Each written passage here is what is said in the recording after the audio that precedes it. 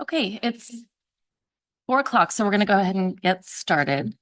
Did you get the right button? Okay. Evelyn, if we can have a roll call, please. Trustee Marquez.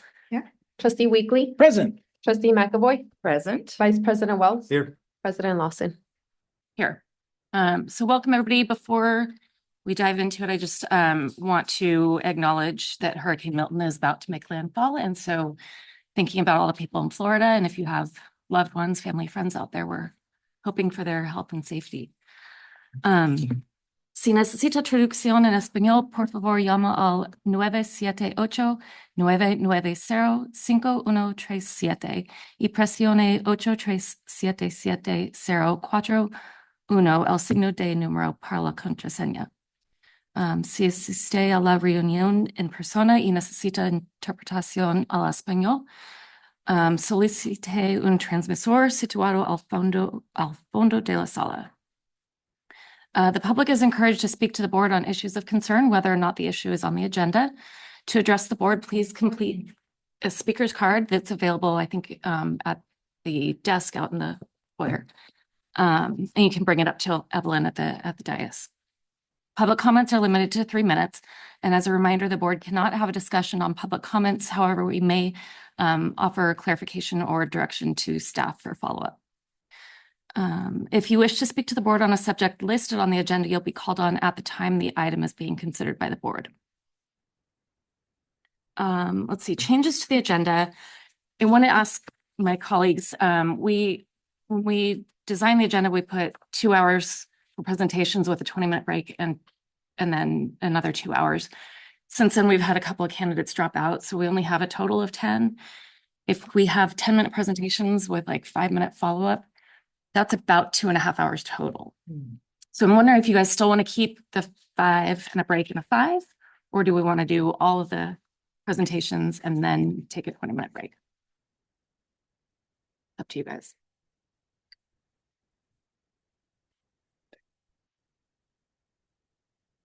And either way.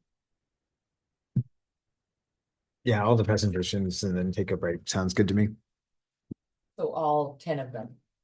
Yeah, so that would be, that would just be moving 10.1 to following 8.1. I would prefer that if everybody's okay with that. I defer to the Okay. president. Oh, thank you. We need a, I would just say with the caveat, if for some reason someone needs to take a break, we should just take a break, Sure. right? Okay. Yeah. Because I want to make sure I'm attentive, right? Yes. So, Yeah. Okay. Okay, do we have a motion to approve?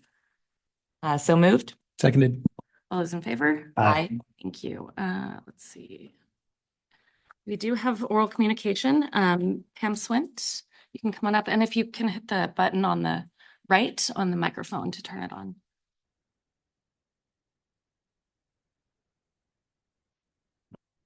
Hello, can you hear me? Mhm. Okay, perfect. Thank you all for being here this afternoon. My name is Pam Swint. I'm with the PTO of Kennedy Middle School, a school that I passionately love, and that's why I'm here. I'm here to talk about the high classroom temperatures that's been going on at Kennedy, but I can only assume it's all happening in other schools across the district. So just being a squeaky wheel in this process. Classroom temperatures, I have data from 2 classrooms. One classroom on October 1st was 92.3 degrees at 3 p.m. And I have other data from another classroom, 87 degrees, 89 degrees during the school day. And as temperatures continue to rise, many classrooms in our district become uncomfortably hot, creating an environment that is not conducive to learning. Excessive heat can lead to several health risks, including dehydration and decreased concentration. Studies show that high temperatures can negatively affect cognitive function and academic performance, and further jeopardizing the students' educational experience.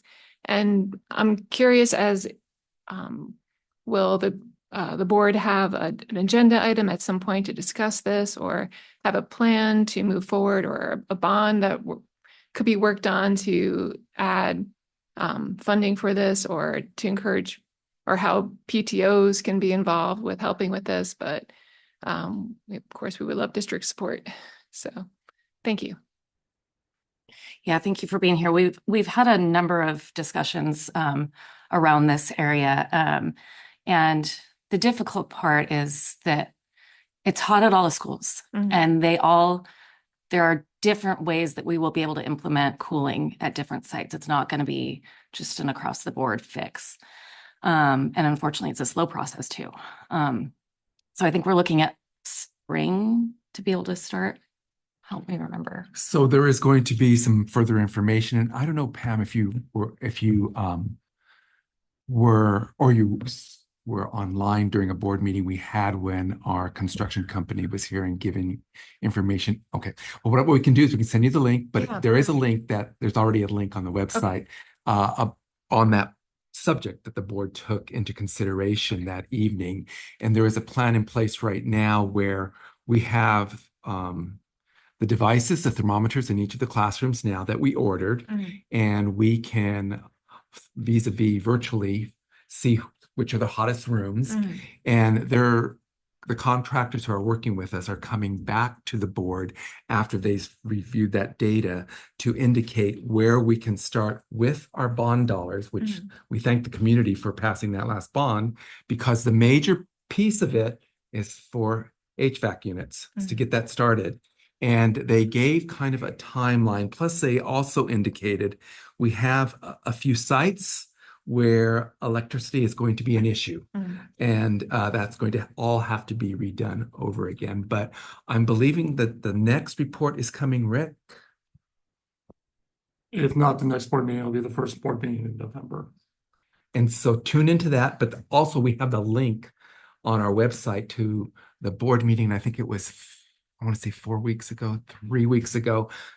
But I'll send it to you. Okay, I'll make sure you perfect. get it. And the classroom temperature data, is that being collected, or will that be collected, or It's is being collected right okay now. in certain classrooms, but not every classroom? All classrooms All class? Okay. across the district. Fantastic. Thank you so much. There were certain thermometers so that we ordered them and then we go virtually and get the information. Okay, from each. fantastic. Great. Thank you so much. Thank you, Pam. Evelyn, that's the only speaker's card we have, right? Okay. Okay, a little bit of business we gotta get through. We are on consent calendars, consent items. We have a motion to approve. I'll move to approve. Seconded. All those in favor? Aye. Aye. Thank you.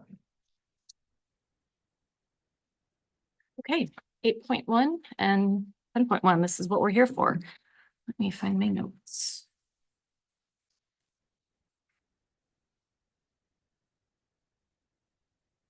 Okay.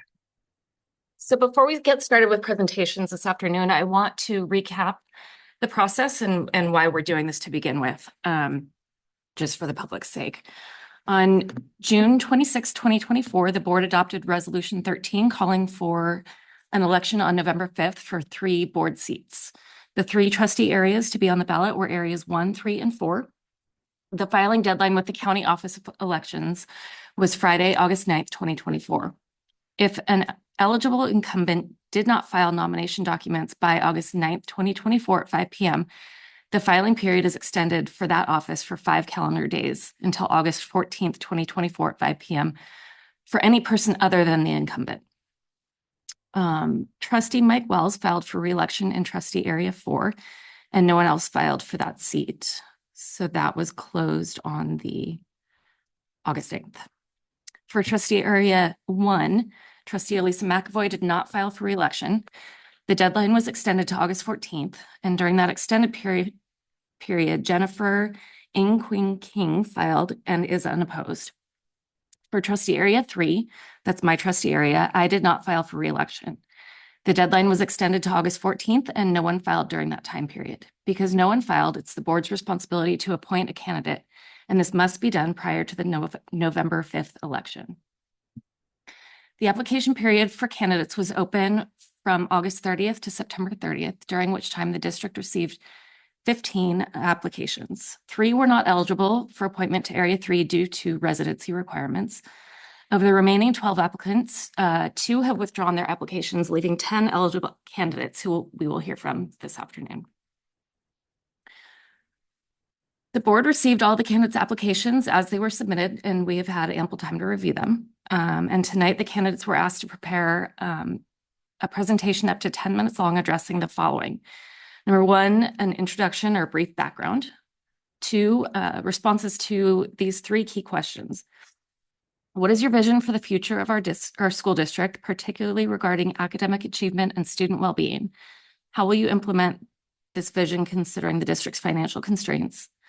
Can you describe a time when you advocated for equity in a professional or volunteer capacity?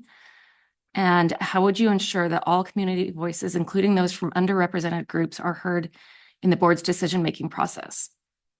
The candidates were also told they may include additional details that they feel are pertinent. And the board is interested in knowing if the applicant is fluent or familiar with any languages other than English. This afternoon, we're going to hear from candidates in alphabetical order. I will call on each candidate to come to the podium, and I will also let you know who's going to be following. Candidates will be given up to 10 minutes for their presentation, and I will be timing just for fairness to everyone. Candidates following your presentation, please remain at the podium for follow-up questions that the board may have. Trustees are encouraged to ask follow-up questions to maintain consistency. If a new question is asked, it should be posed to all applicants for fairness.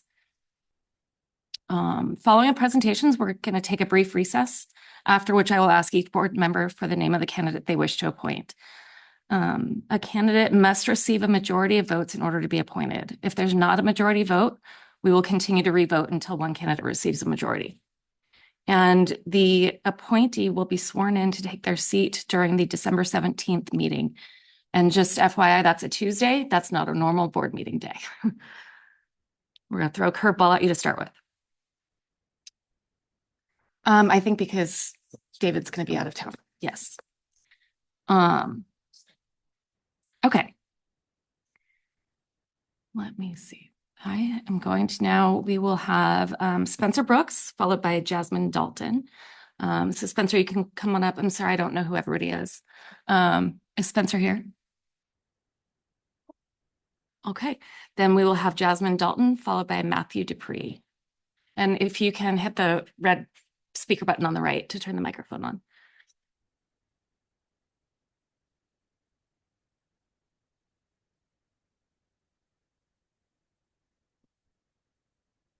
Hello, my name is Jasmine Dalton, and I'm a resident of Woodside in California. First and foremost, I'm a mother to three wonderful children, which has been the most rewarding and motivating roles in my life.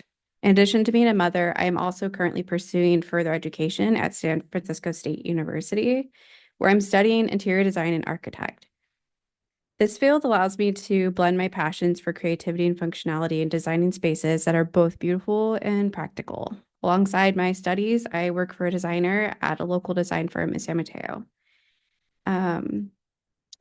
I've had the opportunity to work on a variety of projects that had helped me grow professional and apply the principles in my learning of academic journey. Through my roles as a mother and student and a designer, I've developed a deep understanding of how to balance multiple responsibilities while staying passionate about my work and my community. A little bit about myself.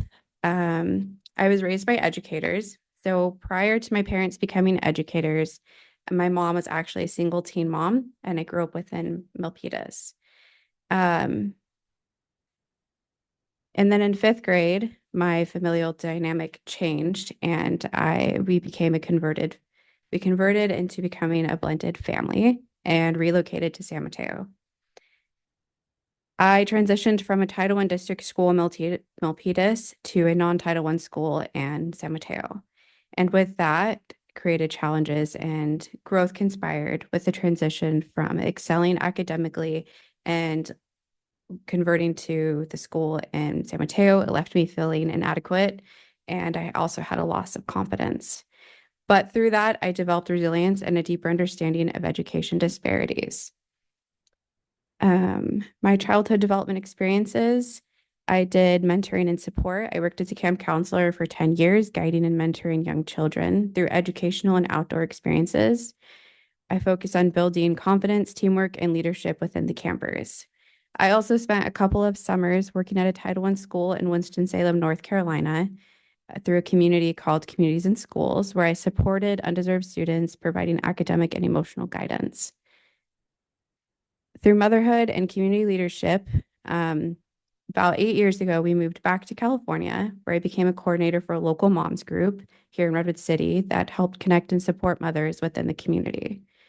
I led efforts in organizing events, creating resources, and fostering a strong sense of connection among moms facing challenges of parenthood. This role deepened my passion for community building and supporting families' well-being. So to go through the questions, question number 1, what is your vision of the future of the school district? So my goal is to create a campus where students feel safe, seen, validated, and loved. By fostering strong relationships throughout my 6 to 7 years on campus, my hope was to create and build a sense of security where students can feel at home.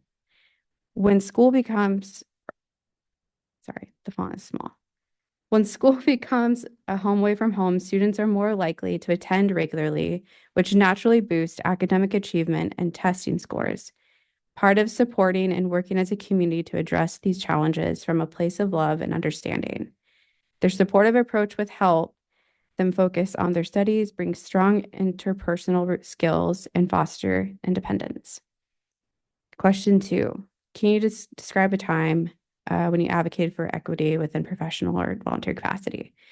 I reached out to a local church here in Redwood City that hosted our meetings for the moms group, and we worked to establish a fund that could assist those that were in need. This involved negotiating with church leadership to secure a space for our bi-monthly meetings, ensuring that everyone could participate regardless of their financial situation. By acting as a spokesperson for our group, I communicated our needs and our missions to the church community, highlighting the importance of the accessibility and support for all mothers. This experience reinforced my commitment to the equity and demonstrated the impact of collective action in fostering an inclusive environment. And the final question, how could you ensure that the voices of all community members, including those that are underrepresented, heard?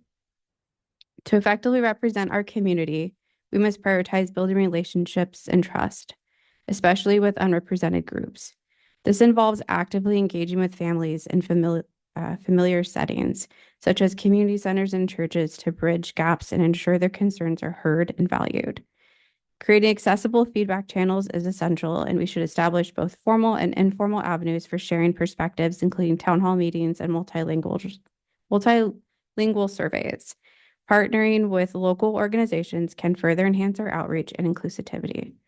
Ultimately, education is a collective effort involving parents, neighbors, and local organizations in decision-making process, ensures that the board's choices reflect the diverse needs of the entire Redwood City community. Together, we can foster an inclusive educational environment for all. Because if motherhood has taught me anything, is that it really does truly take a village. That's it. Thank you. I'd like to open up if there are follow-up questions. None? Okay, great. Thank you, Jasmine. Thank you. So next we will hear from Matthew Dupree, followed by Lori Gross. And if you can, I think the mic is off. There we go. Apologies, I kind of mixed all the questions up, so you'll have to kind of pull them apart on your own here. Just start my timer. There we go. Good afternoon. My name is Matthew Dupree. You can call me Matt. I'd like to thank the Board of Trustees and President Lawson, along with Superintendent Baker and Director Quintana, for the opportunity to speak today. I am a parent of 2 children at the district, 2nd and 5th grade, both enrolled in the Mandarin Immersion Program at Orion, and we live just a stone's throw away from Kennedy Middle. I'm a writer by trade, mostly in marketing, in digital and entertainment spaces. Over the last 15 years, I've been writing professionally. I've had at least 100 people come up to me and say, I was thinking about getting into writing. How do I do that? And the first thing I always tell them is you have to find a way to stand out. There's a quote I love from the author P.J. O'Rourke that everybody wants to save the world, but no one wants to help mom do the dishes. I have stood out by being a relentless hand raiser, someone who seeks first to help, and someone who never gives up on trying to find ways to improve, someone who'll do the dishes. I'm a product of a strong public school system. Shout out San Juan Unified in Sacramento. I was able to find my passions and gain opportunities that set me up for success. And I believe deeply that strong societies are built on a foundation of strong public schools, providing educational equity to each generation. The sense of equity is something I've strived for in my board roles for 2 programs at Orion, the Redwood City Mandarin Immersion Scholars Fundraising Program and the Play Thrive After School Education Program.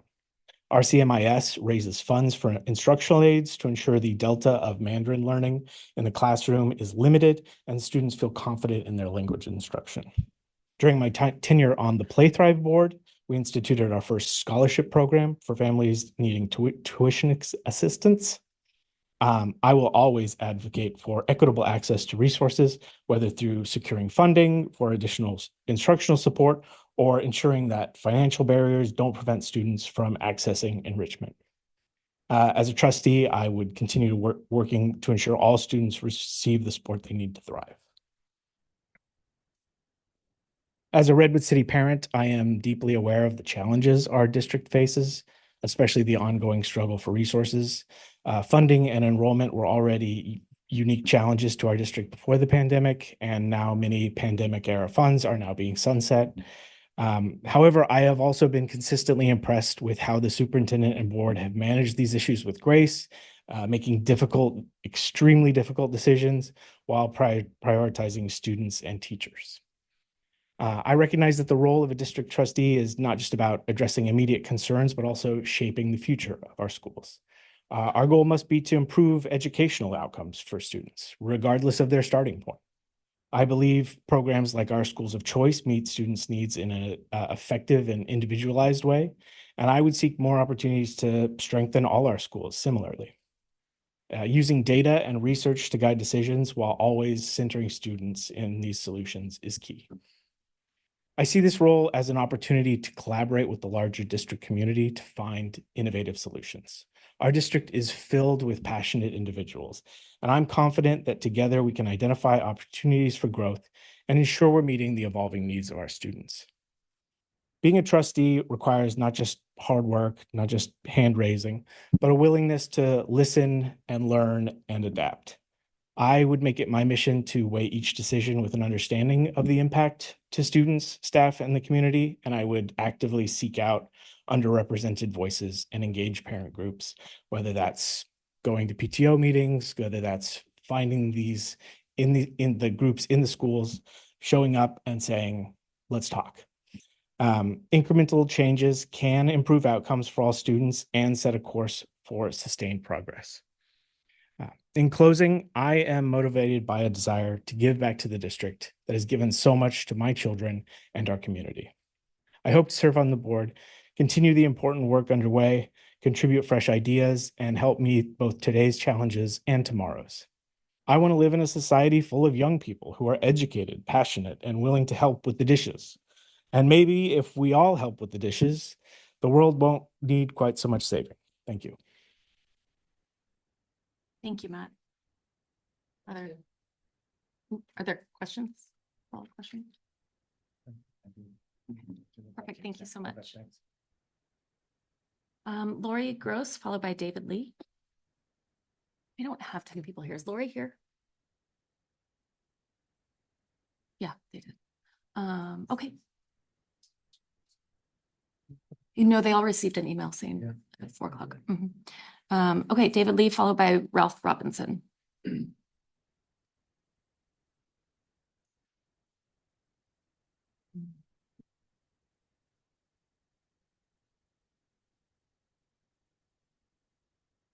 Trustees, Superintendent Baker, and staff, thank you all for your time and your consideration of my application to fill the upcoming vacancy for the Area 3 trustee position. My name is David Lee, and I'll aim to use the next 10 minutes or so to provide some context on my interest in joining the board. I'll start by describing a bit of my educational and professional backgrounds, and then I'll move on to discuss my values on education, community, and public service, and how I envision them informing the way I'd work in collaboration with full board to support the Redwood City community. Starting with my background, I've been a lifelong supporter, advocate, and direct participant in public education. As a student, I attended public schools for most of my life. I attended various public schools from elementary school through high school, and then attended UNC Chapel Hill for college. After graduating from UNC, I taught math at a public alternative high school dedicated to serving the district's most academically vulnerable students. And that's really where I began to internalize the complex relationship between education and society. That's where I worked to teach 21-year-olds the concept of adding negative integers as they simultaneously work to find stable housing. And it's where I came away with the convictions that educational support requires more than just a good curriculum, and that high-quality early education is critical to academic and life success down the road. After 3 years at the head of a classroom, I started thinking about ways that I could have a broader systemic impact in education. And I eventually pursued a JD at Harvard Law School, where I studied the interplay of law and policy. And that's also when I started getting more exposure to the different parts of the education system, where I spent time at each of North Carolina's State Board of Education and the US Department of Education. And it's also when I was able to advocate in front of the Massachusetts state legislature for laws that would provide safe and supportive environments in schools across the state.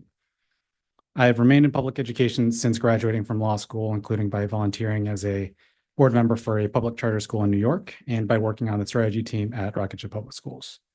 Currently, I'm part of the policy and governance team at the Alameda County Office of Education, where I'm able to engage in direct advocacy for better educational outcomes. And that could range from supporting measures for adequate educational funding to those for better transparency and accountability from our charter schools.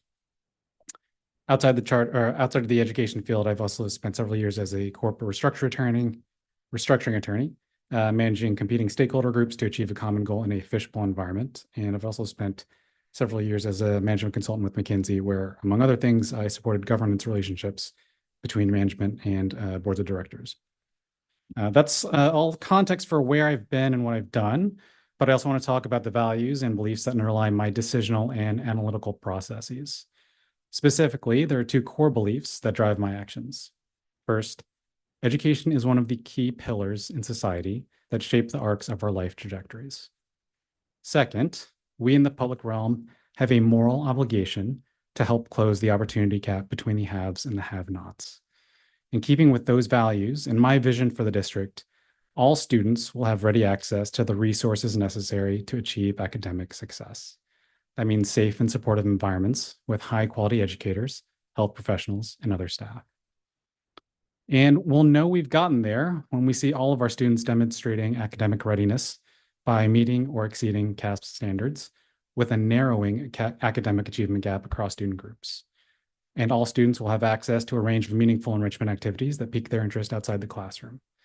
And all of our families will feel empowered to navigate wraparound services that they need to support our students. That said, I imagine the path to get there will take work and creativity. And while we should seek steady forward progress, it may only come incrementally. But I am optimistic. And that's in part because it's clear that this is already at the top of all of your minds, given the notable progress discussed just at the last board meeting. So there were a few things that I saw. First, the district has been doing incredible work already on the mental health front in partnership with Stanford. And I'm excited to join the board and help find ways we can keep up the good work to ensure that all of our students have access to appropriate mental health resources that enable them to thrive. Second, the district is clearly being thoughtful about where we stand on academic performance and identifying areas where we need to focus.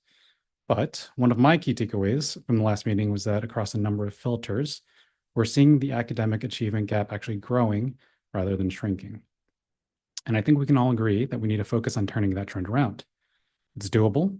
The district has done it before, and I'm looking forward to being part of a board that does it again. Specifically, in my vision for the district's future, we're being even more data-informed and action-oriented.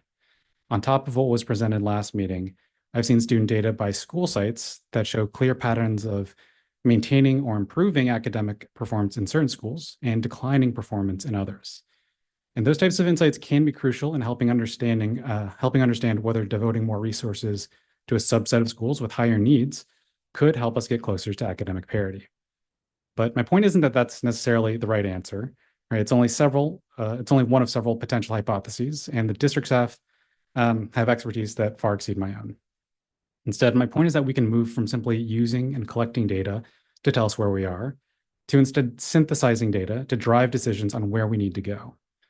Now, obviously, we operate in a world of finite resources with declining student enrollment and some open questions on education funding. And there's a good chance we'll have to prioritize certain initiatives over others. We'll have to take things as they come, but there are two notions that will guide my thinking. First, on the cost side of the equation, I'm going to be student-focused and equity-oriented in prioritization. So the most salient questions in my mind will be, how will this decision impact our students' education? And does this decision improve equity for students across our district? Second, on the revenue side of the equation, I think we can explore some out-of-the-box thinking. We live in an area with a number of individuals and companies that have an abundance of resources and that I'm sure want to help the community. So we don't need to be shy about identifying opportunities to tap into their support when appropriate. And in all this, I see us having a good grasp on what the entire community's needs are. There's obviously already been a good amount of work put in on that front. For example, knowing that there is a sizable Spanish-speaking population among our students and families, we should celebrate all the efforts to ensure board and district communications are consistently available in both English and Spanish. But I think of really effective community engagement in a few steps. First, the Brown Act made these discussions available. Then these translation efforts made them more accessible. And I think the next step is to make them even more directly engaging. And that means for board decisions that can have a material impact on families, we're not just posting about it on our website, we're also meeting families where they are. So we're coordinating with schools to get the message out and to open multiple venues for communication and feedback. We're posting on social media, we're sending email blasts, we're showing up at schools, we're making announcements at other community events. And again, I can already tell that much of this is happening. So I'm thrilled by the prospect of joining a board that's ready to keep our feet on the pedal with our entire community in mind. To wrap this up, I know you're working from a rubric, but if I were looking to fill a seat on the Board of Trustees, here's what I'd look for. Competence to perform the job, passion for education and the success of our students, value alignment among board members, and readiness to serve on the board. I would submit that I meet all those criteria. At the very least, hopefully I've made clear my dedication to serving and advocating on behalf of our public school students. I've been a teacher, an analyst, and an advocate. I've been on boards before and I'm ready to serve again. I remain immersed in the education ecosystem for which I have no plans to remove myself. I understand the trustees are also interested in language backgrounds, so I'll note that I have some conversational proficiency in both Spanish and Mandarin Chinese. I studied Spanish in middle school through college, and I grew up with Mandarin Chinese spoken around me. But to recap, I believe I'm the right choice for the district, and now I'm happy to take any additional questions from board members with whatever time remains. Thank you. Thank you, David. Are there any follow-up questions? Go ahead. Could you explain about your role with Rocket Ship? Rocket Ship, I worked at the corporate office for through a fellowship with Education Pioneers. So a lot of it was doing some strategic thinking about the network as a whole. So less direct school oriented, but more about the organization and whether there would be good opportunities to expand into other areas of the nation. So without getting into too many details, a lot of the analysis originally was looking at where the highest needs are based on a variety of factors, including Title I funding, academic scores, et cetera, and then also analyzing the feasibility of moving into different places. Anyone else? Okay, thank you very much. Thank you. Next, we'll hear from Ralph Robinson, followed by Thomas Rogerson.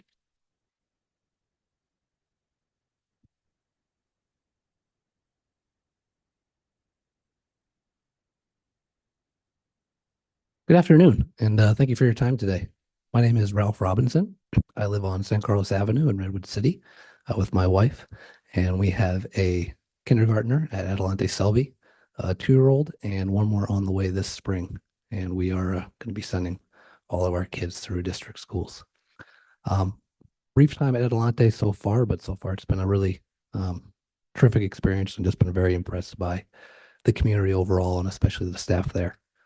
So thank you for your excellent work so far there. A bit of background. So I am the son of a kindergarten teacher. I'm still working as a kindergarten teacher in the Boston area. So growing up, I spent a lot of time, not just in my own classrooms, but in classrooms in general. Certainly a lot of summer jobs as camp counselors, tutors, after school programs, and of course the yearly ritual of packing up my mom's classroom for the summer and then getting it ready for the fall.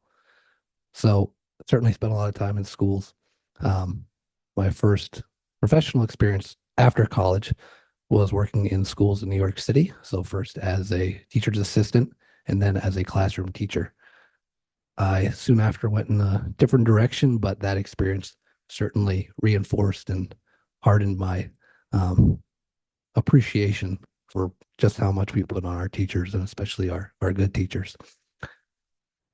I currently work as a city planner for a good city company right here in Redwood City.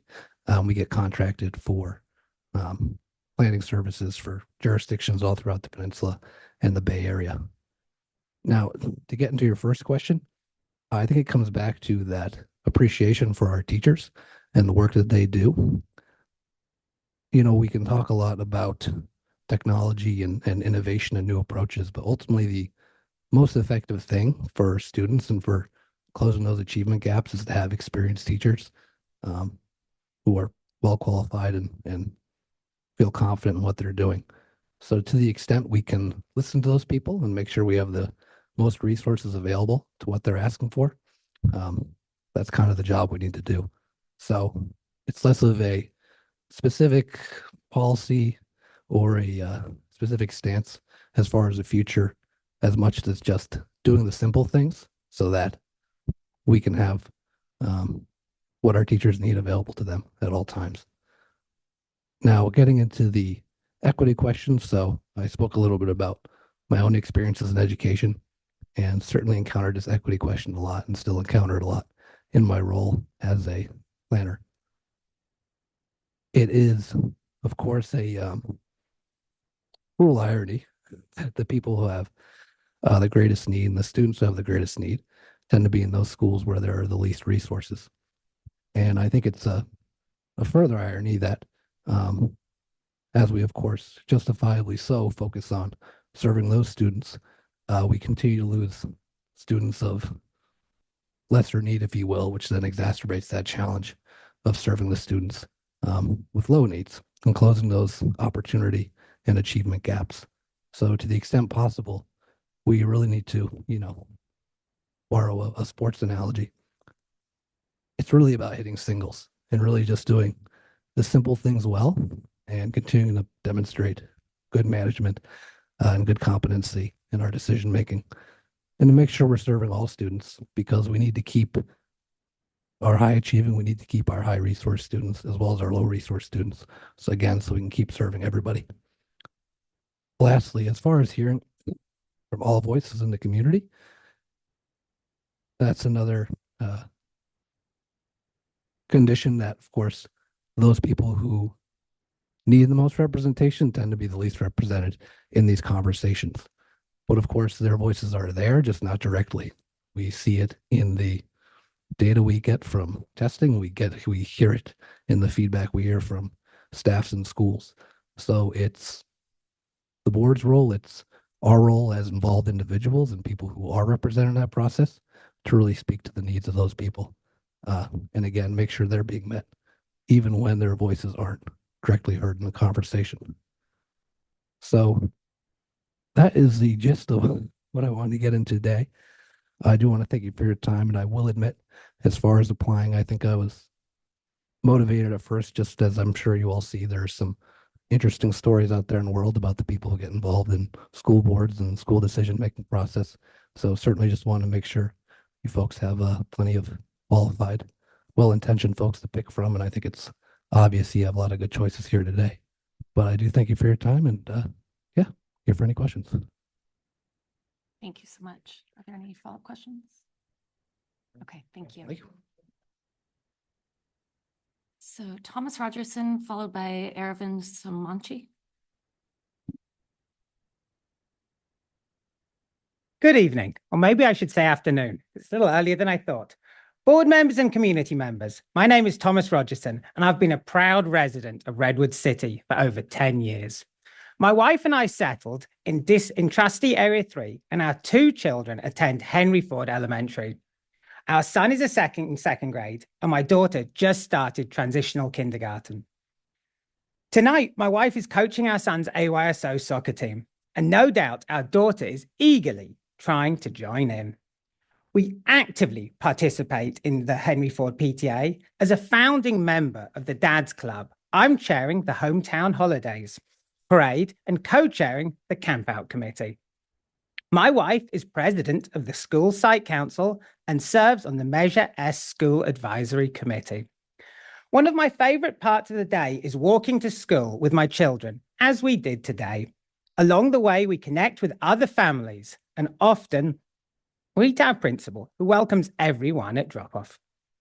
And I tell you, it wasn't until our son started at Henry Ford that we truly felt a part of a welcoming and diverse community.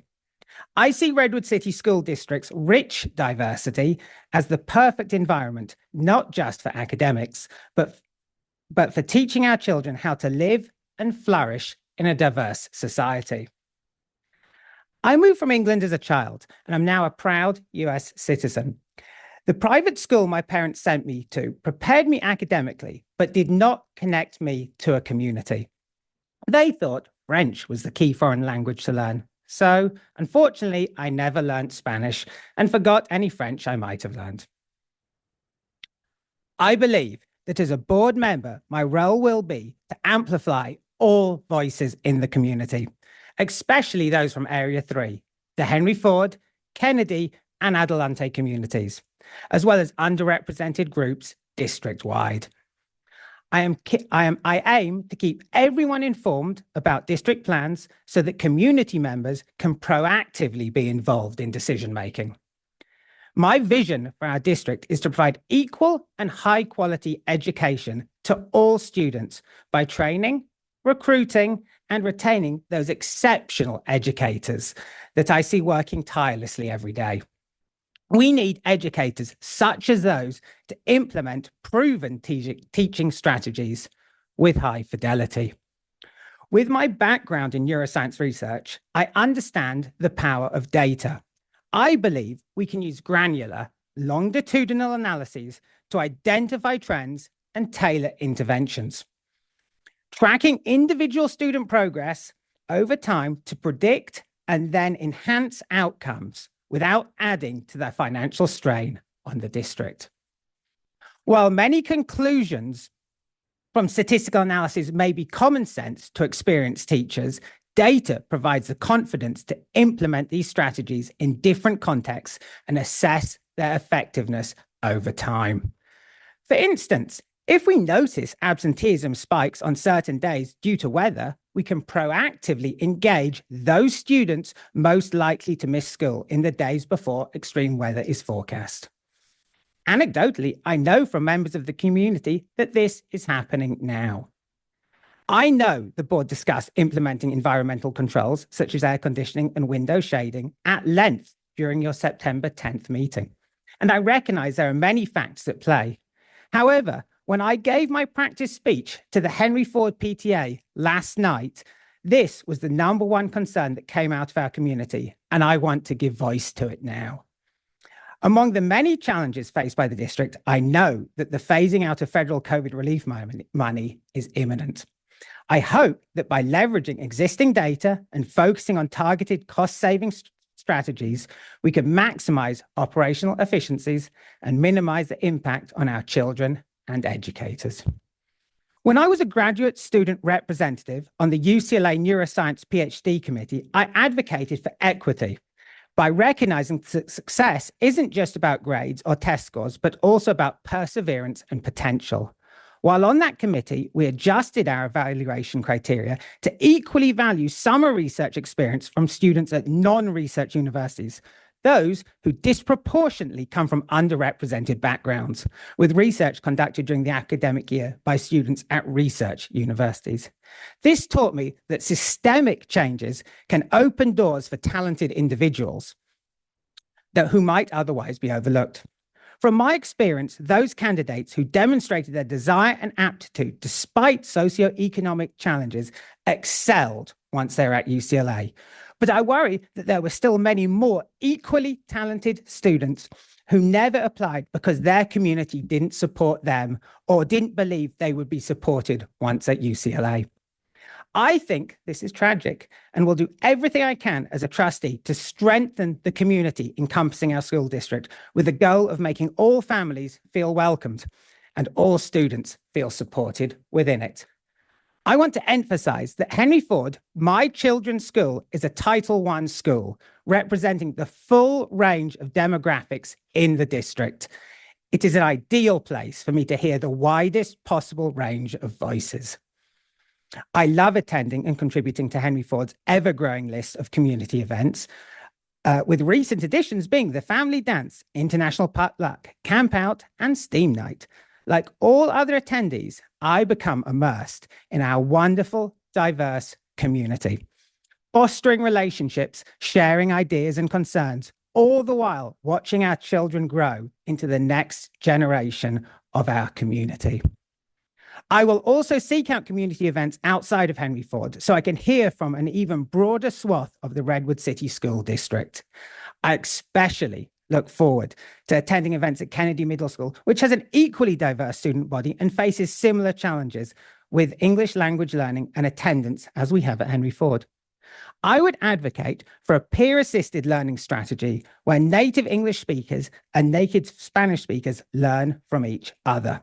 While reviewing research articles available on ERIC, APA Psych, and Google Scholar, I came across a 2023 study that demonstrated the benefits were bidirectional and fascinatingly stronger when the children considered themselves best friends. Though the study couldn't conclude this, I wonder if the effect works in reverse. Might learning from a foreign language speaking buddy promote friendships? What a wonderful way to leverage the diversity of our community for good. I would also love to see more connections form between our diverse schools. As there are a limited number of after-school activities, especially for younger grades, I would like to explore implementing after-school activities that span schools to promote inter-school community building. But those are just some of my ideas. To the community members in the room, those listening on the live stream, and those yet to make my acquaintance, I am committed to listening to your ideas, big or small, and giving voice to them on the board. With the diverse perspectives and differing backgrounds and needs within our community, I know the best results will and must come from collaboration built upon open, trusting dialogue that can only come from a strong community.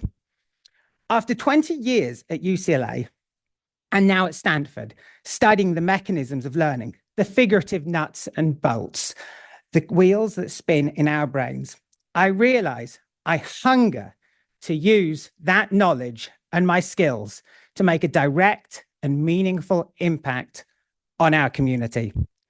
Last year, I became a board member and scientific advisor to a nonprofit media company that funds popular media with the aim of raising public awareness of how science and technology positively contribute to our lives.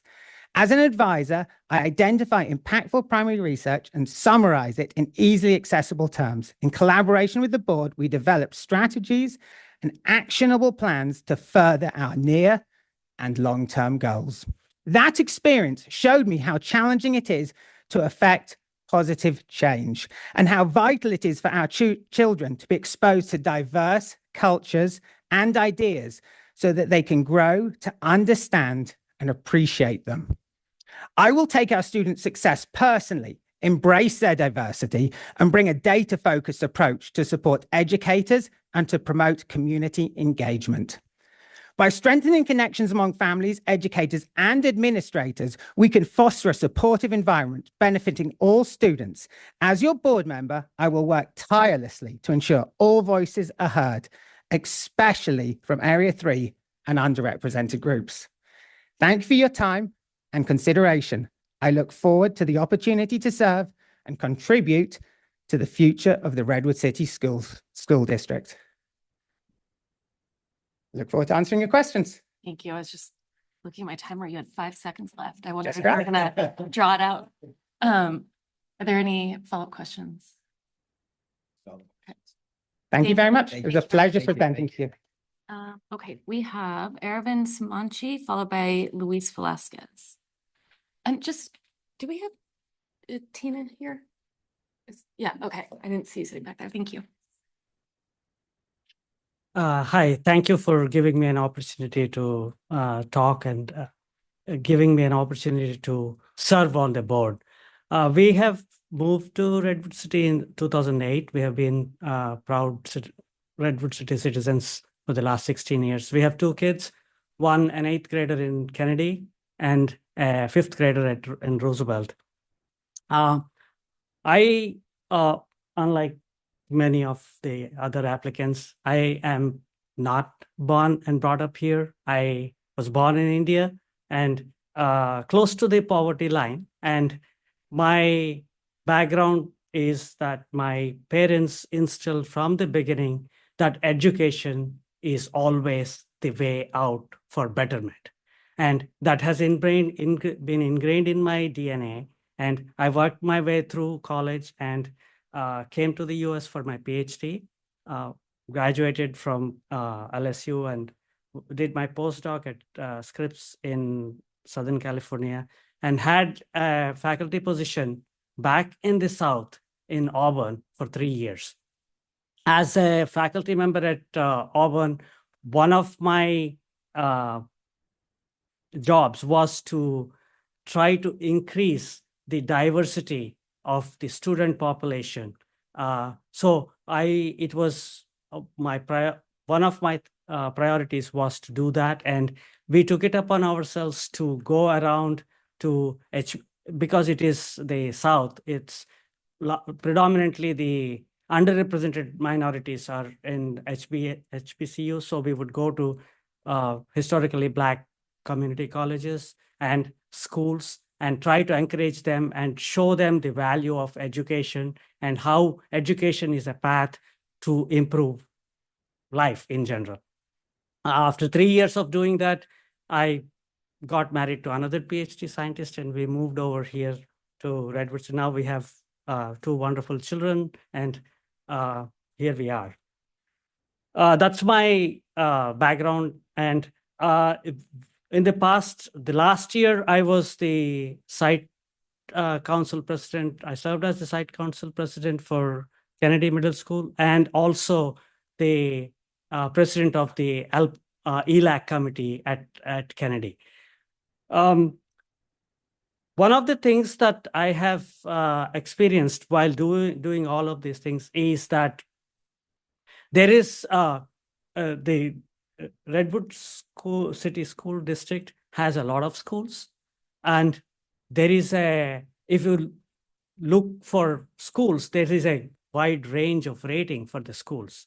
And this disparity exists and it should not exist. There is no reason why some schools should be at 9 out of 10 and some should be at 2 out of 10. So we should, as a community, work towards improving and getting all schools, all students to be at a level of, having CASP scores of greater than 80% in ELA and math. Why not? So if given the opportunity to be part of the board, that is the focus that I would set myself for. And as I evaluate what is the need for getting us there, one of the things that I walk away with this is that money is short and money is needed for a lot of things, but that is not the only thing that helps. We need something more than that. As when we had the meetings for the site council or particularly the ELAC committee, one of the things that I always noticed was the number of parents that participated compared to the number of students that belong to English as second language, English learner community. It is very little. It is because the parents who need to be there are not there because they don't have the time. They don't have the opportunity. Some of them don't even know that there is this committee. So what I feel is that what it takes, one of my co-applicants used something that I was going to say, which is it takes a village to raise a child. We have to convert ourselves into a village that raises all of the children of Redwood City to give them the same level of opportunity. And equity is not giving everybody the same level of support and expecting them to see the same thing. It's the fence is the same height. Some kids need a shorter stool and others need a big ladder to get to the same place. That's the disparity that exists, and that's the disparity we need to resolve. And what I feel is that one of the biggest things that we need to engage in to get there, apart from, there are creative ways of bringing in more money to support all the schools. But the most important thing that we need to do, according to me, is to engage the community. Community engagement, getting the community to engage in the importance of bringing up every kid to the same level, recognizing the importance of raising the standards of every school. I would say that just like John F. Kennedy did, we can also give ourselves a target of saying that in 10 years, every school in the district, every single school in the district will be rated 9 out of 10, and every student graduating through every school in Redwood City School District will be comfortably be above 80% on ELA and math. But it takes work. That work requires not just the teachers, not just the school district bringing in more money, both of which are extremely important. But what it also needs to happen is community engagement and recognizing the value of communicating to the community, knowing that the schools which are far behind have a large population of students whose parents don't really get to be engaged in this path. Engaging that, finding out that group of parents and giving them the wherewithal, the support, the help that they need to provide to their kids. Because the schools can engage the students all day long, but once they go back home, they need to have the same level of support in continuing on to be ready for the next day, to take on the next day's challenge of learning. And that support, the parents may not have the opportunity to do so without the community's engagement. So providing the community, identifying that population of parents and students, and identifying and encouraging volunteering from community that has the wherewithal to provide that, be able to hold hands to those in need and make them walk along is the most important thing that would get us there, is what I feel. In to some of the questions that are in here, I already kind of addressed. So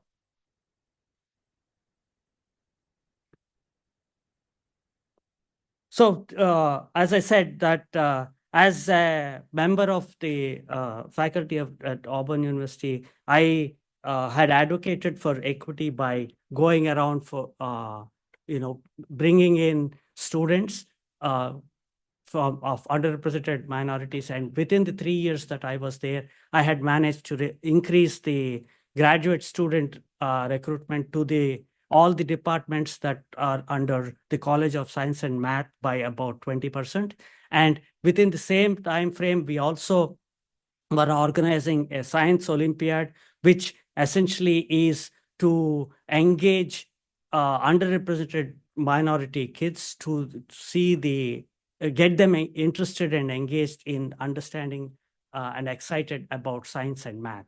So every year we would have this science competition, and we would go and advertise that and encourage that through the year for a competition that would happen in spring. So those are my activities wherein I contributed to for a more equitable and inclusive learning environment. And the way I think that we can make sure that all voices are heard is, again, just like I said, that engaging the community that is not at all participating in anything because they don't have the opportunity to do so, by actively seeking out those families. Sorry, your 10 minutes are up. Yeah, so this is the last thing I want to say.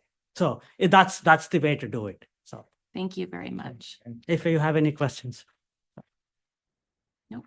Okay, thank you. Luis Velasquez, followed by Tina Yim.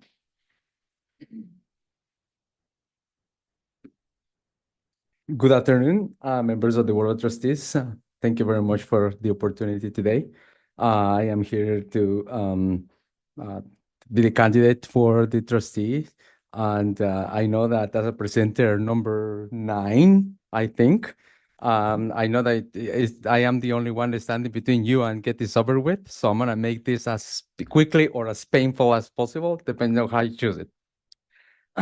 I am, as a parent with children enrolled in the Mandarin Immersion Program at Orion, I have had the joy, I mean, literally, I have watched the joy of watching my kids flourish.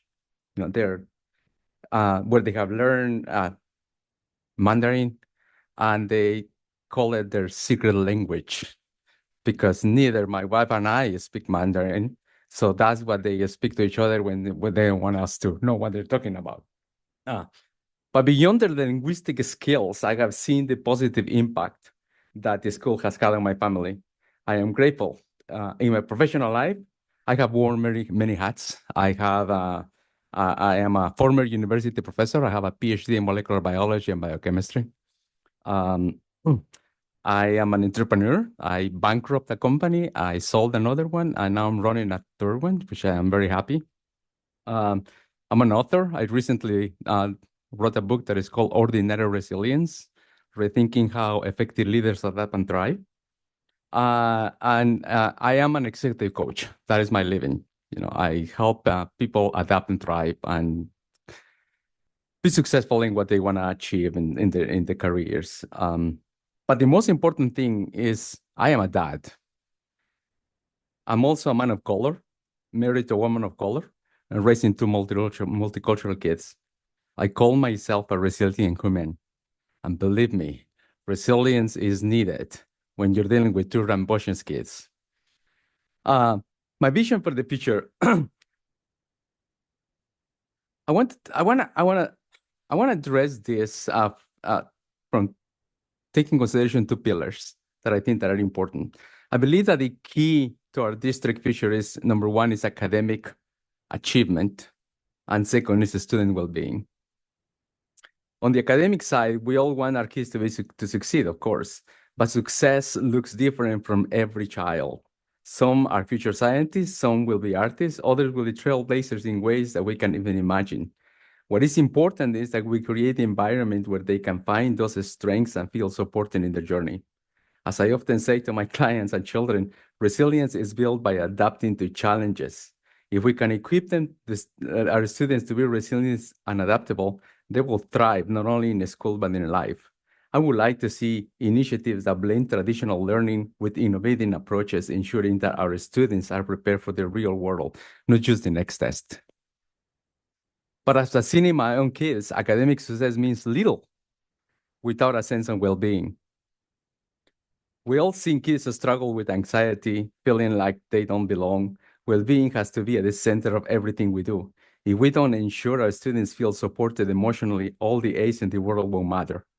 Let's make sure that when our kids think of school, they think as a place they belong, where they are seen for who they are. By the way, my kids get upset when I pick them up early because they want to stay there. That to me is incredible, and I wish that every kid will have the same feeling. Now, I know the question is in our minds is how we're going to pay for all the things that need to happen in the school. I think that we already have everything that we need to take the first step. And sometimes the first step is just making the commitment to make it to do it. The second step is making the most with the resources that we have right now. Our city is growing, And the success of a school district will ensure that families who might otherwise look for private schools are invested in public education.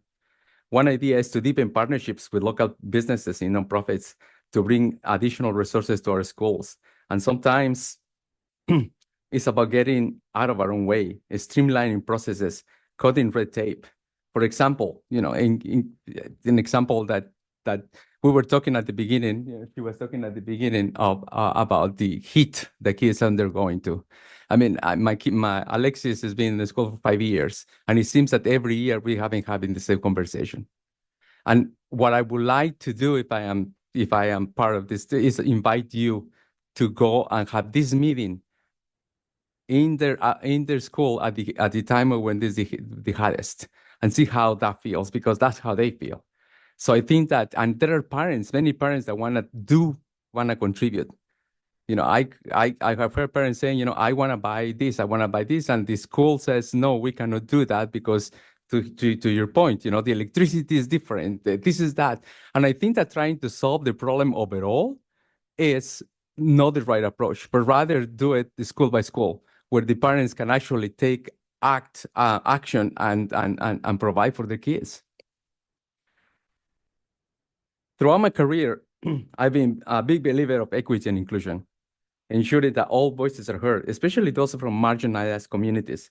In my work as a coach, I have helped clients navigate barriers and find their strengths, regardless of the challenges they face. And let's be honest, we all face challenges. Life is hard, right?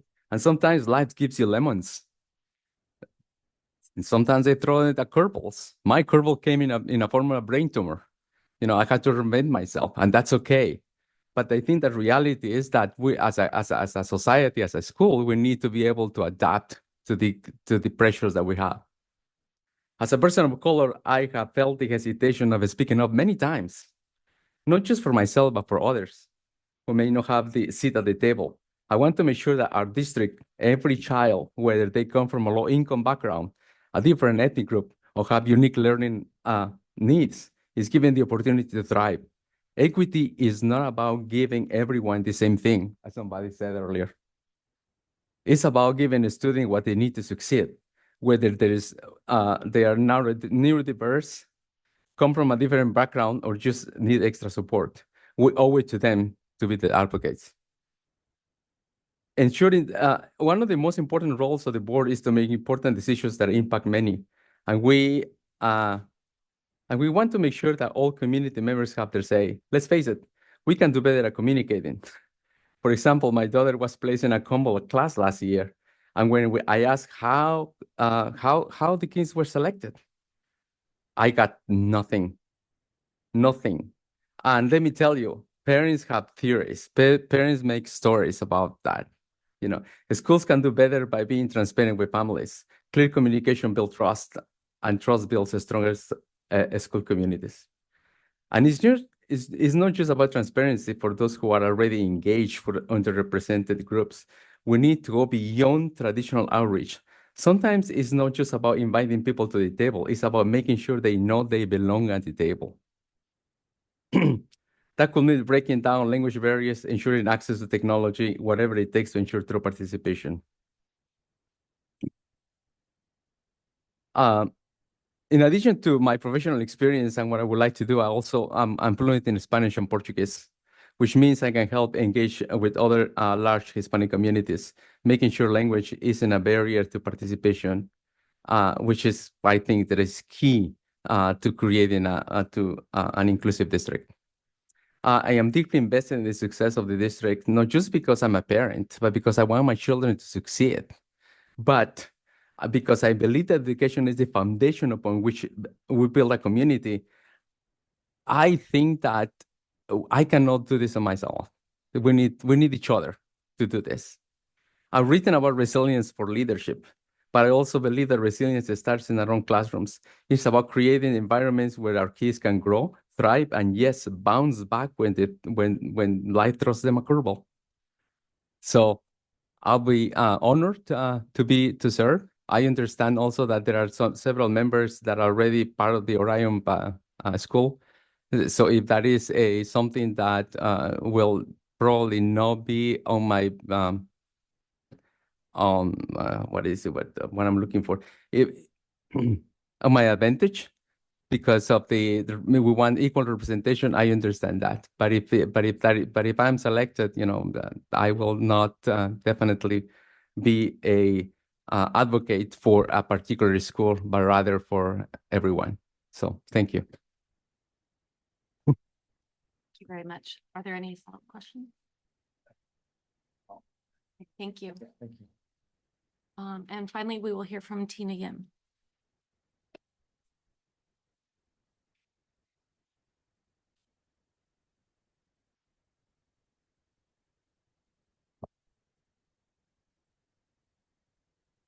Wow.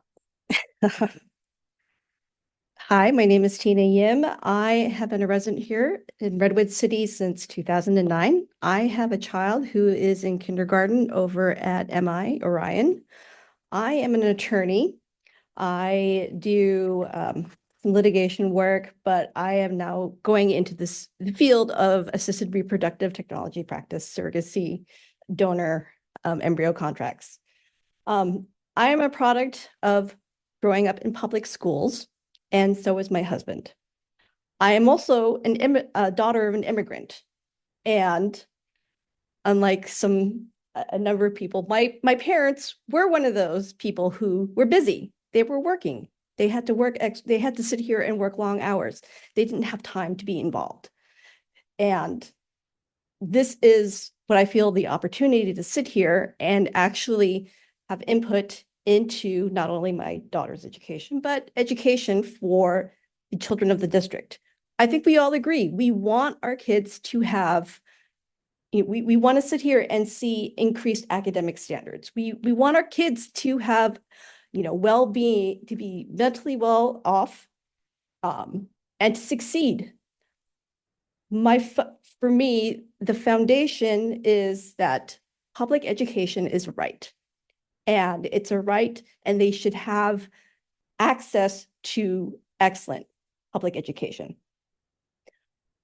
I'll be the first to admit, there are people here who have a long background in public education and serving on school boards. What I can offer here is somebody who is willing to look at database studies, see what has worked with other school districts, what hasn't worked. What I am offering here is somebody who is willing and open to listening to different ideas, collaborating with people, because I really think that is something that we're going to need if we want to have a long-based plan for our children's success, as well as what things can we address immediately to help our schools and our students at the present. I know that funding is something which is short, and it's a challenge that all of us have to deal with, even at our school, whether it's, fundraising, reaching out to the community. I think a couple of the co-applicants have mentioned this, but I really do believe, and I agree with this, that as a school district, we should come together and we should work together as a community. Whether it is sitting here and finding solutions that we can do in-house, such as peer-to-peer tutoring, to sit here and find ways to offer support to students who need it. But also, I think by having students engage with each other, learn and be empathetic from the different perspectives. I used to be a mock trial coach in San Francisco, and I was on the mock trial committee. It was a volunteer position, and the mock trial in San Francisco was something that was based on diversity. It was only open to the public schools, not to private schools. And the reason was so that we could offer those from historically underrepresented schools a chance to step up and gain confidence and learn skills such as public speaking. One of the issues that we had come across was declining enrollment from certain schools because of the fact that the reality is that kids have parents who work multiple jobs. They have to work themselves. You know, we need to find solutions within that sphere that we can sit here and reach out to students and their families who normally can't get involved because, you know, we have our lives. We got to sit here and work and make a living. I think some of the ways we can do that is going through local advocacy groups. We can go through PTOs. We can go through churches. We can even start at the lower level and go with daycares. You know, sit here and reach out to people who are, you know, in preschool looking to go into the pre-K and K classes. I think there are opportunities and ways to reach out to the community. And as somebody, and I just want to pitch myself as somebody who is open and flexible and driven by the need to have my children and the rest of the children in our society succeed. Thank you. Thank you, Tina. Are there any questions? Thank you very much. Sorry, Tina, can you actually turn the microphone off since you're on? Thank you very much. Perfect. It was great to hear from the 8 of you. We clearly were expecting a longer meeting tonight. This is our planned break time. I think that it would be good to take a break to just process and as one of the speakers mentioned, we do have a rubric that was given to us. It's more of a guide. It's not like a formal grading rubric. So, you know, some of us might want to go through that and look at numbers and whatnot too. So 20-minute break. Yeah, and just as a reminder, Jana, I don't know if you said this in your opening remarks, but we did receive an application. This is partly for the public. You all know this who are in the room. We did receive an application and there was an opportunity to provide a resume or a LinkedIn link. So we got all of that. And I know many of us have been doing our homework the last couple of weeks in terms of looking at applicants and talking to people and that sort of thing. So just know that it's not just the presentation today, although we really appreciate the presentation. That was super helpful to kind of get the summary. But anyway, there's just so particularly for the people online who maybe don't appreciate the whole process, that it's not just the presentation, it's other things. There were also background checks and Yes. checking of Megan's list. So like all of the applicants here have Right. been vetted. Right. And I also want to just separately before deliberations begin, really thank all of the applicants. Man, it's a lot to put yourself out there in like this. So just all of you should be commended for your desire to serve the community. And I hope that we can tap the energy in each and every one of you to go and improve the lives of our students. So thank you so much for showing up tonight and putting yourself out there. I know that's hard. Thank you. Thank you very much. Okay, so we're going to take a 20-minute break and then we will resume.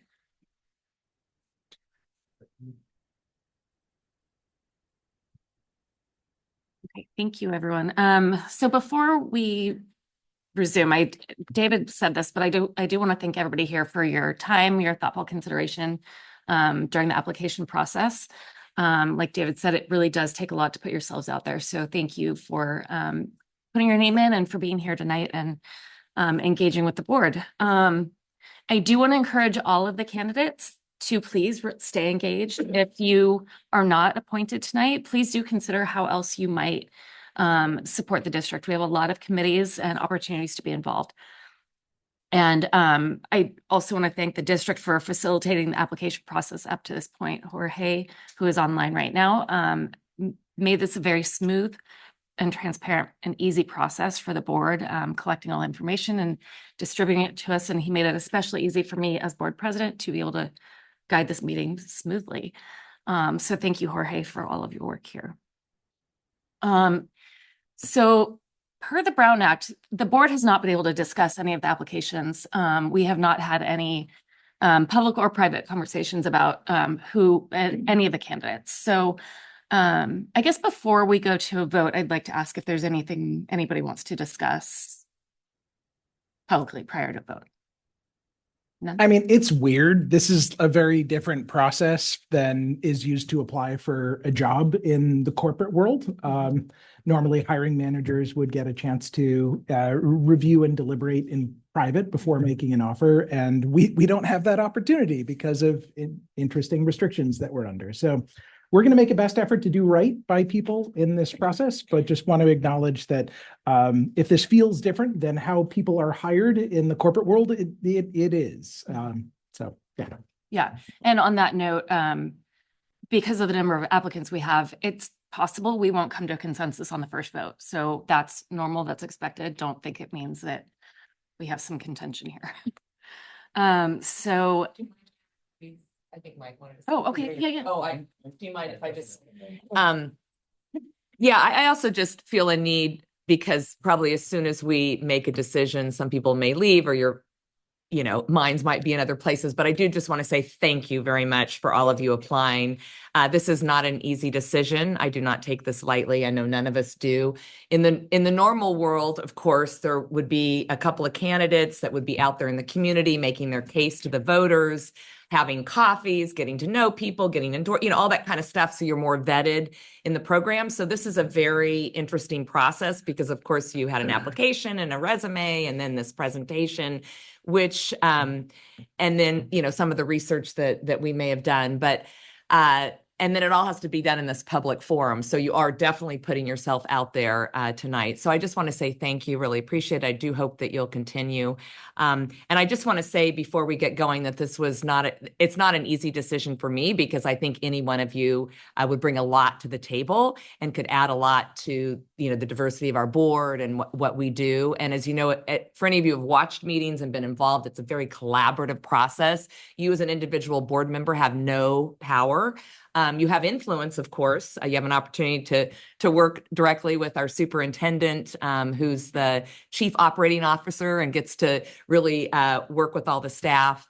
You certainly get to hear from the community and help make the best decision you can. So it really is a collaborative effort. And that definitely came through in everything that you all said. And I really believe that each of you could do a great job if given a chance. And so we can only choose one of you, so we'll do that tonight. But I do want to just reinforce there are so many district committees that will come your way. Many of you have younger children, so you're going to have a real opportunity to be involved, which is great. So anyway, thank you very much.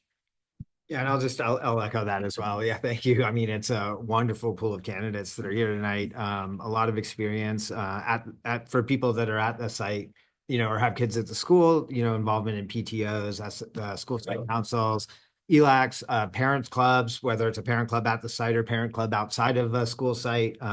Just seeing all that involvement, all the schools represented, Roosevelt, Kennedy, Adelante, Selby, Henry Ford, Orion, just a good selection of schools that have been here.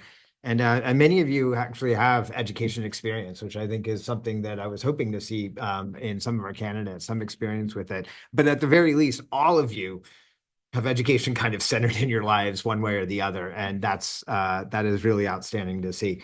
I do want to echo on the involvement. I think for people that are at the site that you already know about ELACs and school site councils, and of course, parent organizations that might be there, PTOs, Measure S advisory committees, things like that.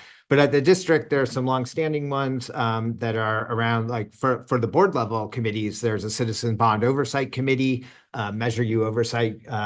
Those don't require, those are not even like, you just have to be part of the Redwood City community to be on that. I guess the Budget Renewal Committee is coming up, starting tomorrow night. So that again, I think is geared towards people that have kids in school. But then beyond, education, I think a lot of you talked about creative ways to be able to find new funding, be able to put that in. I mean, there's opportunities, not even on the board, for state advocacy, for local advocacy. For example, here we've changed our food, really our whole attitude towards food. And a lot of that came out of local advocacy from, community members that were interested in it. We're able to do the research and able to bring the board and the cabinet and outside parties together to be able to help make a change, and being able to provide that had it wasn't that the district didn't care about free, tasty, healthy meals for all the kids in the district. It's just a question of bandwidth, and being able to come in and do that advocacy was really important. And then even here in Redwood City, if you're interested in doing fundraising, where's the Redwood City Education Fund that works across the district and is able to do fundraising. So there are so many opportunities, and I'm really looking forward to being able to engage with you all as Redwood City neighbors, as people that are involved in our Redwood City School District. I'm grateful that you're all here, and I really, really appreciate hearing from you and you taking the time to apply. Okay, with that, I'm gonna just go one by one and ask each of you to name the full first and last name of the candidate that you would like to appoint. And I'm just gonna take notes as we go along. Each give our top choice. Yes. Yep. So Cecilia, Matthew Dupree. David, David Lee. Elisa, Thomas Rogerson. and Mike. Well, as you said, we probably were going to be putting me on the first one. I was going to pick Luis Velasquez. Okay, and my vote goes for David Lee. So we have one for Matt Dupree, one for Thomas Rogerson, one for Luis Velasquez, and two David Lee. So we're gonna go around again. Starting with Cecilia. And we're going around again. We need a candidate that has 3 votes at least in order to appoint. So we are going to keep revoting until we have a consensus. Can you just explain to me when you're saying re-voting? So round 2 of voting, basically, because we didn't have a candidate that had 3 votes. The top candidate only had 2 votes. So like, for example, my first choice, am I going to continue to vote for my first choice, or am I going down? That's up to you. Okay. Yeah. Okay, I see. I will stick with my Matthew Dupree. David, David Lee. Elisa, Okay, Thomas Rogerson. Mike, I had 2 in my top spot. And it was, for me, it was really close for different reasons, and actually for overlapping reasons.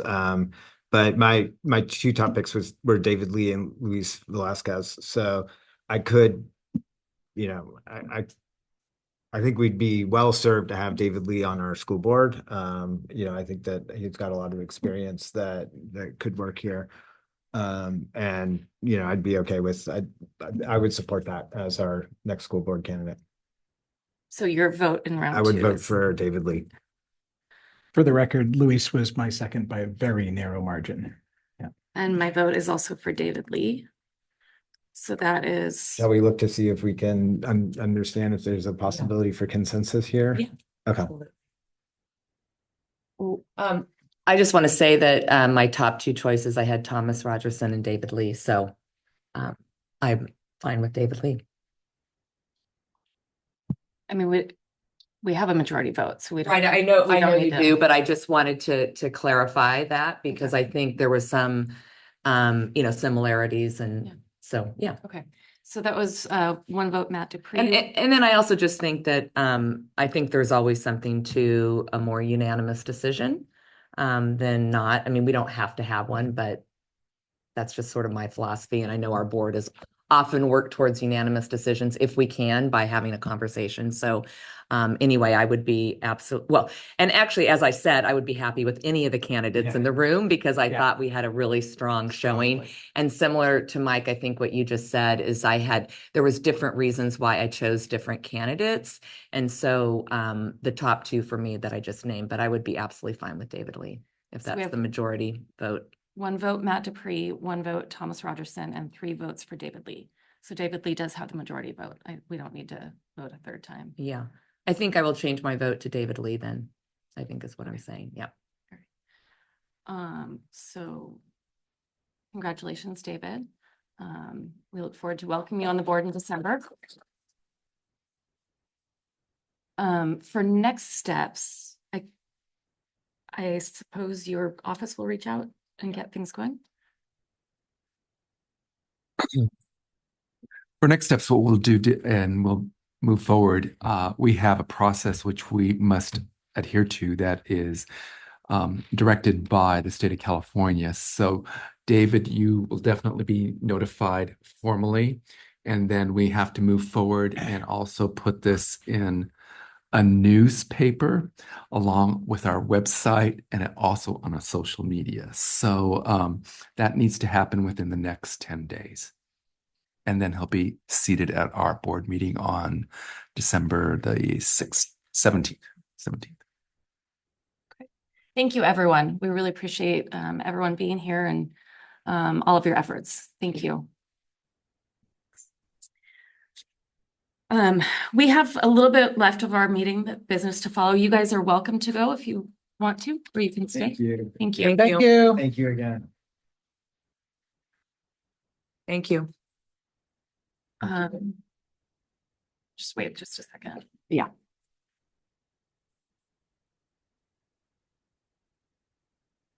We're on 11.1, reports from board members and superintendent. Is there anybody that would like to start? Oh, the reports? Yeah. I could go ahead and go. Let's see, it's kind of hard to. I know. I just need a moment. Okay. All right. So I did attend the CSBA board meeting, not, 2 weekends ago. As I mentioned, I was going. We always have a lot of business just to kind of keep the organization going. But one of the things we did get an update on is the Artificial Intelligence Task Force. They've gotten a lot of expertise, from around the state who are advising them. And then you've got school board members and superintendents and technology officers. Anyway, they have a whole lot of resources on the website. And I don't know, did I send the link already? I think I was in the meeting anyway, I'll make sure. I wanted to send the link out to different folks and you can share it with maybe staff development. But I think there's some good resources. They're coming up with some policies that we'll want to implement as a school district and that sort of thing. And then I know there's just a lot going on in the county. And of course we have people who know a lot about it already, but I was impressed when I looked at the website, just the amount of resources already. And there'll be a final report. They're kind of putting stuff out, but there'll be a final report in the next six to 9 months or something. And then we did on the legislative side of things, we heard about, Prop 2, which is the facilities bond, which our school district has already put forward a resolution. I believe we were one of the first ones to do that. So I was very proud of that. And then we talked a lot about the annual education conference. I was curious who's going, who's able to go this year? AEC? Yeah, AEC, you'll be going. I'm still checking the calendar. Okay, trying to get there. That's great. All right. Anyway, and hopefully, David Lee, we do have so CSBA has an annual education conference. Oh, well, there you go. Okay. All right. Well, we can talk. So I've been on the CSBA board of directors the last 8 years and pretty involved with the organization. So that's great. I just, it's a great educational thing. And then I attended the 2x2x2 with Janet. And then the climate summit I went to yesterday, climate summit with San Mateo County. And actually it's great. It's a lot of community-based organizations that put this on, and many are in the North Fair Oaks, Redwood City area. So it was good to hear from them. And that's it. I don't have anything to report. And I attended the Superintendent Advisory Committee, but the Spanish at Hoover. And we talked about the budget. Our meeting was, we talked a lot about the budget. And so here we go. And I was telling the parents, do you see why it's important to go to our meetings? I mean, we've been talking for over like an hour and a half in one topic. Can just imagine we as board members have this amount of time to talk about different topics. So they understood that. And then Michelle Ramon brought money. So we actually had kind of a cool game going so that they could understand how much money different schools get for, Title IX and Title I and all this other stuff. So that was fun for them to actually understand and see it. So that was great. Awesome. And that's it. On the 2x2x2, Chief of Police Christina Bell was there and gave an update on the speed limit pilot project at Henry Ford and Roosevelt, the 15 miles an hour. And she said for the first 2 weeks, they gave out warnings.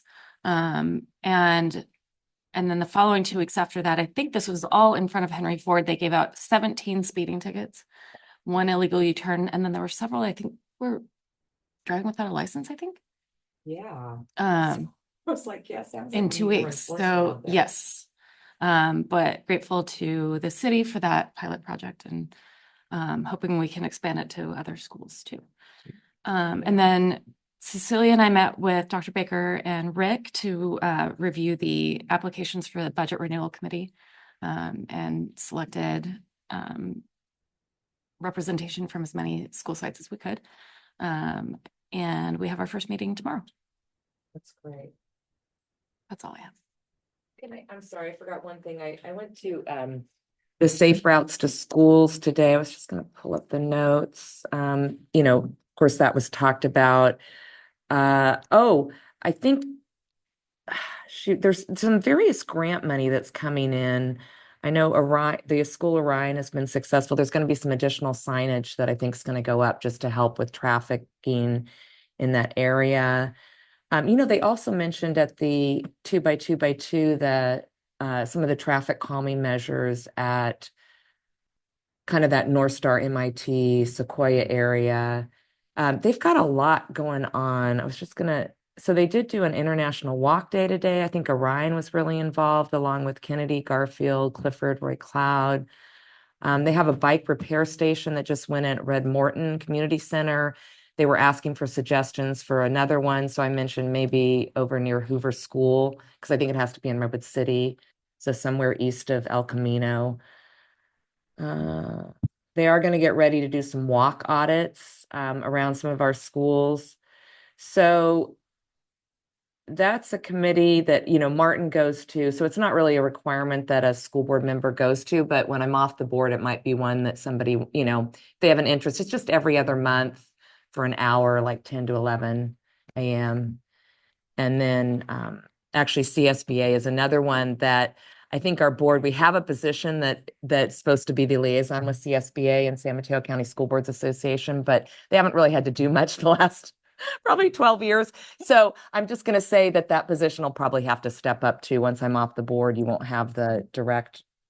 So I was just starting. So I'm just putting a plug now to the public and to our newest board member. And I'll be talking to Jennifer too, who's our other newest board member. And I know she has some interest in different things as well. So between all 5 of you, there'll be plenty to do as usual. Also at the 2x2x2, they mentioned. Yeah, we're going to both go off that. So that's right. Right. They're installing flashing crosswalk lights at Yes. Kentucky and Massachusetts. So it's just towards Woodside Plaza from Henry Ford. What's the one that's by Elwood and Brewster.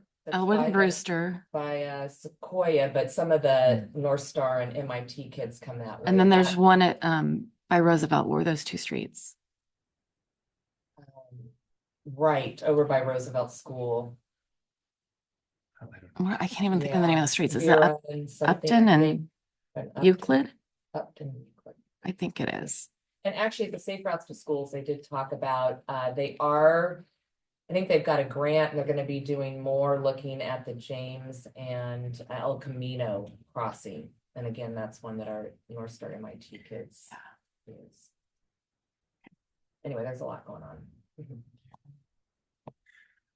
I went to a meeting that was for the annual Coalition of Safe Schools that was put on with the County Office of Ed and all the police chiefs and sheriff's department, fire departments were all there to talk about, the safety in our schools. And then we went through the new edition of the Big Five, which is through the County Office of Ed, that gives us specific directions how to handle these different types of situations that may occur on site.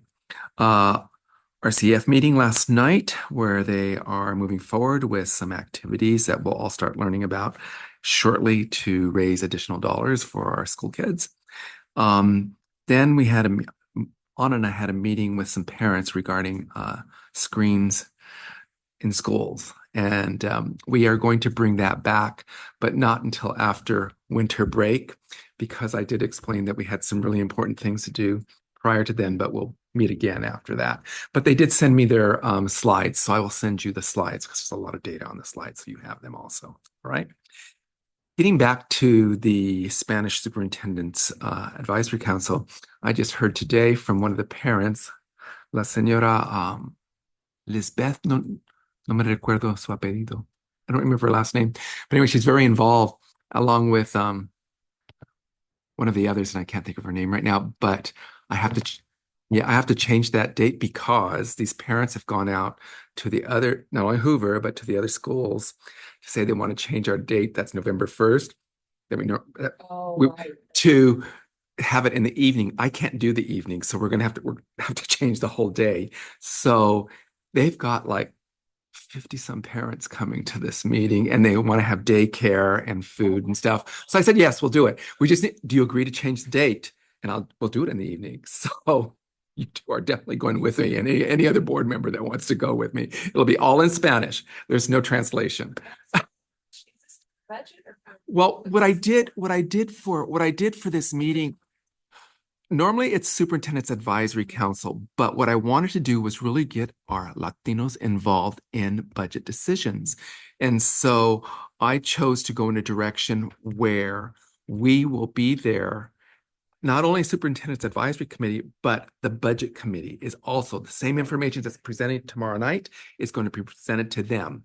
So we will come up with a new date, and Michelle is working with them on that because I can't do that Friday in the evening. So it's an evening meeting, because remember we changed them because they wanted everything in the morning. They didn't want evening. So now we have a magnitude of parents coming, which I wanted. We all wanted. So we're going to do it. We'll have childcare. We'll have food. I'll let you know when the meeting is. All right. So I think it'll be great. Yeah. That's it. Thank you. There's no information items, correspondence, hot classrooms, emails. That's it. I got correspondence about somebody in the Roosevelt neighborhood who was upset that the school bells were ringing on days when schools was not in attendance. So we closed the loop with that, and we're going to make sure that the bells don't ring when there aren't students to hear the bells. Seemed like a reasonable proposal. Mm-hmm. Thank you. Where are we? Other business items for future agenda. A lot coming up, so there's no changes to the board meeting calendar. Okay. Well, we started early and we're ending at 6:05. Yeah, we could have done our regular, but yeah. Even just a 6 o'clock start. Yeah. Yeah. We gotta do Do we have a motion to adjourn? Yeah, I'll move to adjourn. Seconded. All those in favor? Aye. Now that is